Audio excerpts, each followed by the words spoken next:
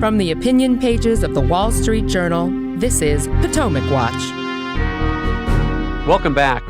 Kim, I guess I understand the argument from some of McCarthy's critics that he is too ideologically flexible and that he might be unreliable as a conservative pushing for a better public policy.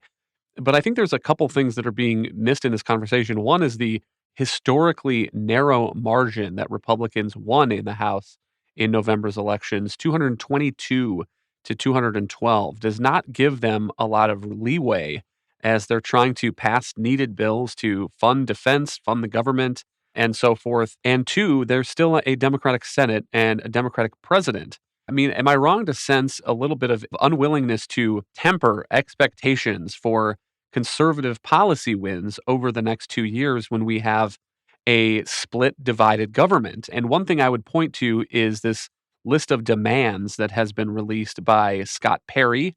He's a Republican, the chair of the Freedom Caucus. He says that they made Kevin McCarthy a deal to be Speaker of the House and he rejected it. Some of the elements of that deal are to promise votes on a balanced budget, the Fair Tax Act, the Texas border plan, term limits for members of Congress, ensure that all amendments to cut spending would be allowed floor consideration, cease his efforts to defeat competitive conservative candidates in open Republican primaries, so essentially to have the Speaker of House remain neutral in Republican primaries. And Kim, I find myself wondering, we have a Democratic Senate and a Democratic president. What good does a vote on a balanced budget amendment do, or on term limits for members of Congress, which, unless I'm gravely mistaken, the Supreme Court has ruled unconstitutional and so would require a constitutional amendment? Well, look, I think a couple of things are happening here with this McCarthy vote and the reason that McCarthy is in this situation. Part of it, let's just be clear, among some members, and I don't mind even calling out a couple, Matt Gaetz from Florida, et cetera. This is grandstanding. Okay, this is an opportunity to be in the press and be on TV, and that's unfortunate. I think a lot of what you're seeing here is the accumulation of a great deal of frustration among a lot of members, especially conservative members of the House, at GOP behavior in general that they do not think showed enough fight and was problematic the first 2 years of the Biden administration and in the period of time when Nancy Pelosi was Speaker. So, to give one example, that absolutely atrocious $1.8 trillion omnibus that came out of the Senate last week. They want changes. And then I think some of it actually is a frustration with McCarthy, who is known within the caucus of being a guy who's very good at getting people elected, and he is very good at that, but not necessarily so much of a policy guy or an ideological guy. And so you're seeing the accumulation of this. I kind of get your point about those bills, although on the other hand, I think that conservatives would make the argument that, in fact, there's going to be a lot of bills that they put on the floor that they understand can't actually be signed by the president or get through the Senate, but they are very important for Republicans to show voters what they stand for. I don't know why McCarthy would reject, for instance, one on a balanced budget. It probably isn't going to come to fruition anytime soon, but Republicans could certainly put that out there. I think the bigger point, though, is that none of this is going to happen unless a speaker is elected. All you have to do is listen to the Democrats giving their own floor speeches at the opening of these votes to see how much joy they are getting out of the confusion on the Republican side. And if the GOP decides to do this for one day and one day alone, okay, work it out of your system. But if this is going to be the way that they attempt to govern going forward, they're not going to get anything passed, whether it's a balanced budget bill or anything else. But I guess that's my concern is the chaos in the Republican conference under President Obama, I think, really harmed their efforts to push policies that they wanted forward.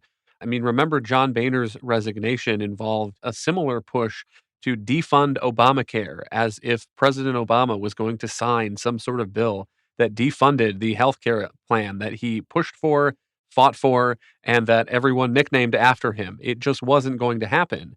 And so, Kate, I'm just worried that we're beginning again these pointless circular firing squad fights.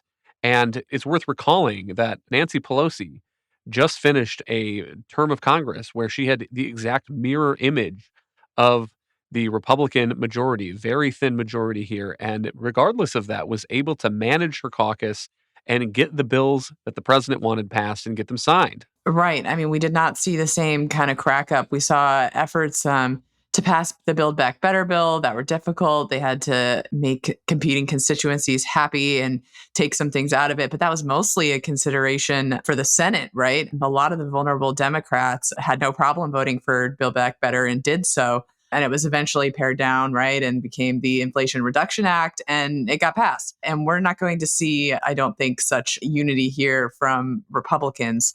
I do think, to your point about the futile gestures, spending all of this time, the Obamacare example is really particularly instructive because the Republicans were so willing to cause all of this destruction about defunding Obamacare and then failed to repeal the entitlement when they got into power.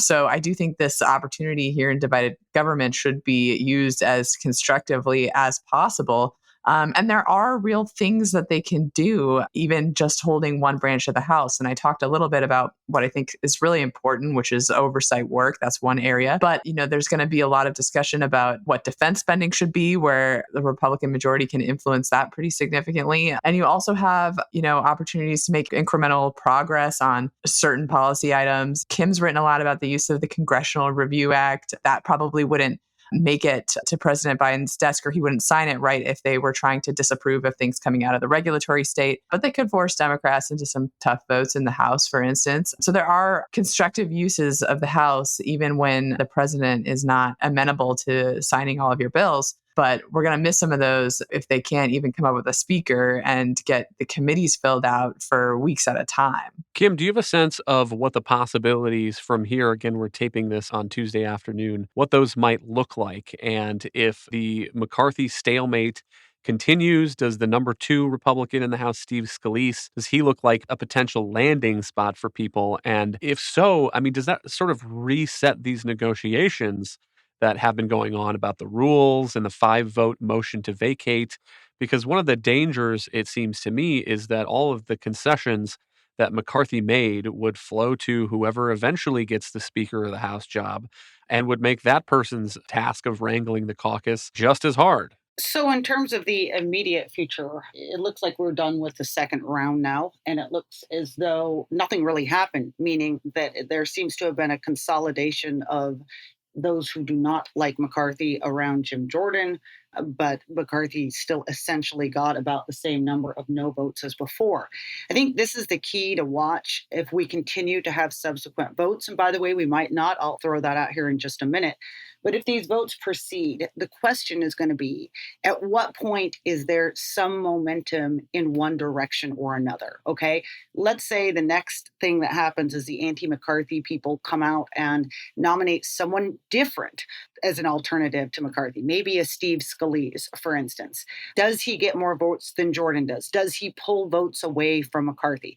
I think if there is a momentum in one direction, you have the potential for things to continue going in that direction. I think it's the same way for McCarthy. If on the third vote or the fourth vote, does he peel off 2 or 3 people? That might be a sign that he has the ability to consolidate folks in the end. This may take a little bit more. I do think it's unlikely is that he could call, or a member could call, for an adjournment to another set time, perhaps tomorrow, or for a recess. Here's why I think that that's unlikely, because I think there's a lot of worry in the McCarthy camp that allowing that kind of time is a time to allow people to plot and to make new alliances. And so they want to keep everybody in place. There's also the possibility, by the way, that Democrats could begin to leave. I think that's unlikely because they like this. And for everyone who's not there for a subsequent vote, the threshold comes down. By the way, keep this in mind. If Republicans are the ones who leave and lower that threshold, you can only have 11 Republicans vote president before Hakeem Jeffries becomes Speaker of the House. So I think Republicans are aware of that. But yeah, it's a really interesting question. We haven't had anything happen like this in 100 years. And we don't know how it's going to turn out. We also don't know if there was an alternate speaker, what it means in terms of that rules package, or whether or not they have a better ability to manage than McCarthy does.